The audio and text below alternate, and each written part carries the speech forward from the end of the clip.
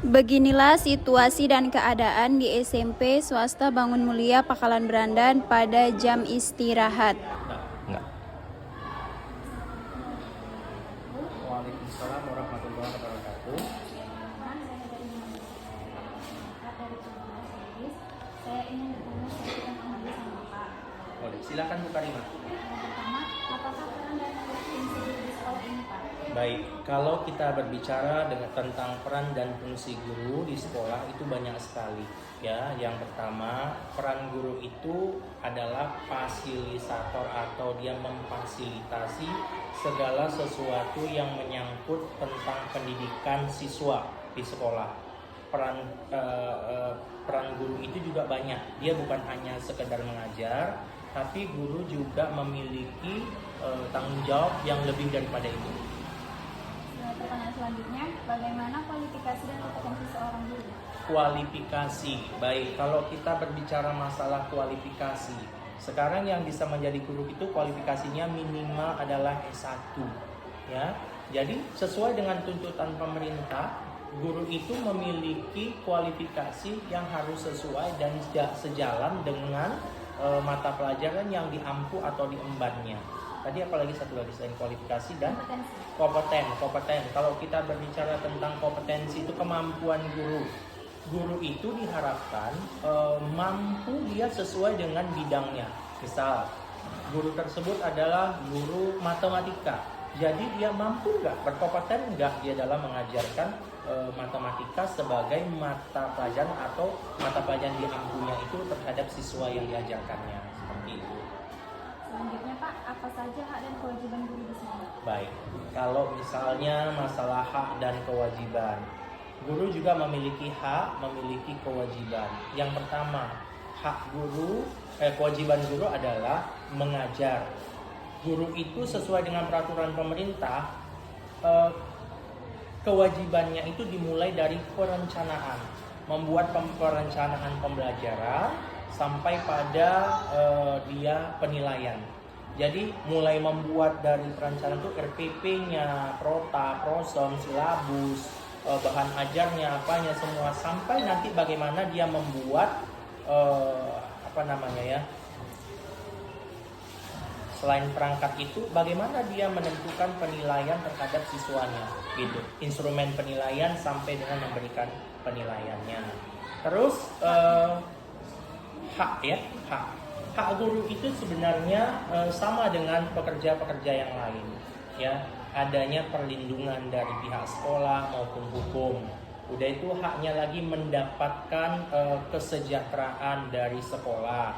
Kalau dia misalnya negeri mungkin dari pemerintah, kalau dia swasta itu misalnya dari yayasan, ya, kesejahteraannya, keamanannya. Udah itu kebebasan dia untuk menyampaikan segala suatu inspirasi yang berhubungan dengan memotivasi, memberikan pendidikan yang terbaik kepada siswa-siswa. Begitu. Selanjutnya, menurut Bapak, bagaimanakah kompetensi guru profesional? Kalau menurut kita itu sebenarnya relatif. Guru profesional itu kalau menurut saya dia mampu merancang segala pembelajaran sesuai dengan ketentuan yang diberlakukan oleh pemerintah itu. Terus dia mampu mengajarkannya, mampu mengaplikasikannya, mampu juga membuat instrumen penilaian yang pada akhirnya anak nanti setelah dilakukan hal semua mampu atau bisa menguasai apa yang telah ia sampaikan. Begitu saya rasa. Udah itu tepat waktu, tidak pilih kasih atau penilaian itu secara objektif. Udah itu dia mampu membedakan yang mana kira-kira atau metode cara apa yang bisa dilakukannya atau dibuatnya supaya peserta didik itu dengan mudah menguasai materi atau pelajaran yang diberikan. Seperti itu. Selanjutnya, mengapa profesi guru itu memerlukan etika? Ya, setiap profesi saya meyakini wajib atau dibarengi dengan etika. Etika itu bergantung kepada misalnya dengan moral atau akhlak gitu ya. seorang guru ya juga harus memiliki etika-etika di dalam dia mengemban tugasnya selaku guru. Kenapa? Karena tanpa adanya etika ya, penyampaian yang disampaikan kepada siswa otomatis ya itu tidak dengan hal-hal yang baik. Mungkin cara berbicaranya tidak santun, perilakunya ketika mengajar tidak sesuai dengan apa yang diharapkan oleh orang tua atau peserta didik ya, maka ini akan mempengaruhi psikologis siswa dalam menerima pembelajaran. Contoh, zaman-zaman dahulu ya masih sering juga kita mendengarkan guru yang mungkin mencarut dalam memberikan pendidikan kepada anak-anak ya, mengeluarkan kata-kata yang tak sepantasnya. Sementara guru itu kan profesinya dia bakal digugu dan ditiru. Jadi bukan hanya yang diambil itu adalah ilmunya, tapi etika, tindak tanduknya, sopan santunnya sangat diutamakan dalam membentuk karakter anak yang baik begitu. Pak, selanjutnya bagaimana cara mengenali karakter para siswa? Ya, banyak sekali cara guru untuk mengenali karakter atau watak atau sifat dalam mendidik siswa. Kalau kita bicara masalah siswa 40 misalnya siswa dalam kelas, maka 40 juga lah watak atau karakter yang mesti kita kenali. Sesuai dengan peraturan pemerintah ya atau trik-trik yang dilakukan dalam kurikulum 2013, biasanya guru sebelum melakukan pembelajaran dia harus mengenali dulu bagaimana karakter siswanya. Ini bisa dibuat sesuai dengan misalnya gini, kita berikan suatu tes atau angket kepada siswa atau soal untuk menjaring sebenarnya siswa ini tipenya bagaimana begitu.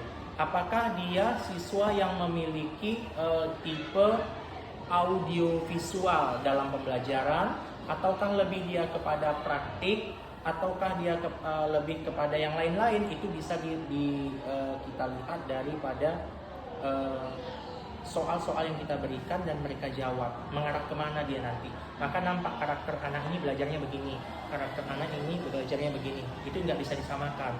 Makanya saya bilang tadi, guru yang profesional dia bisa mengetahui bagaimana sih sebenarnya karakter belajar anak, yang pertama. Yang kedua, dekati anak tersebut, selami jiwanya. Bagaimana sebenarnya psikologi anak tersebut. Apakah anak tersebut ini memang cenderung dia anak yang sempurna, dengan catatan tidak broken home. Udah itu anak ini memang memiliki landasan pendidikan orang tua yang bagaimana. Apakah hanya tamat SD aja? Apakah memang orang tuanya juga adalah orang tua yang memiliki pendidikan yang tinggi? Ini semua berpengaruh kepada cara berpikir atau pengetahuan karakter anak begitu. Jadi banyak cara guru untuk mengetahui bagaimana sih sebenarnya karakter anak. Karena gini, segala sesuatu karakter anak yang muncul di sekolah paling banyak kita dapatkan terbentuknya karakter itu di lingkungan rumah tangga, bukan di sekolah, seperti itu. Terima kasih Pak. Selanjutnya, mengapa peranan guru dalam pendidikan karakter itu penting? Karena sekolah merupakan rumah kedua bagi siswa. Lebih lama di rumah, tetapi rumah kedua siswa yang paling banyak dia berinteraksi adalah di sekolah. Jadi sekolah merupakan salah satu pembentuk karakter anak yang cukup berpengaruh. Bagaimana sikap anak yang di rumah terbawa-bawa dididik di sekolah untuk merubah mungkin yang tak baiknya, dari yang tak baik menjadi baik, dari yang misalnya malas bisa menjadi lebih giat, ya itu bisa dibentuk dan diproses di sekolah. Walaupun ingat, pendidikan pembentukan karakter yang paling utama itu paling besar itu berada di rumah tangga, yaitu orang tua, begitu, dan masyarakat.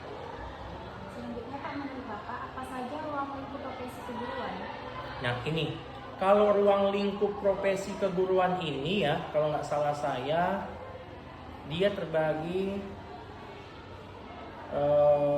ruang lingkup guru itu ya, jalankan profesinya itu ada 3. Yang pertama itu ada layanan administrasi, ya, administrasi pendidikan, layanan instruksional, dan layanan bantuan Yang mana ketiganya itu berupa untuk meningkatkan perkembangan siswa itu secara optimal.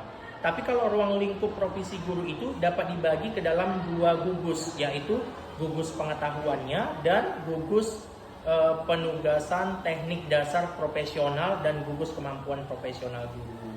Itu dia. Baik, sama-sama. Dan inilah foto saya bersama kepala sekolahnya.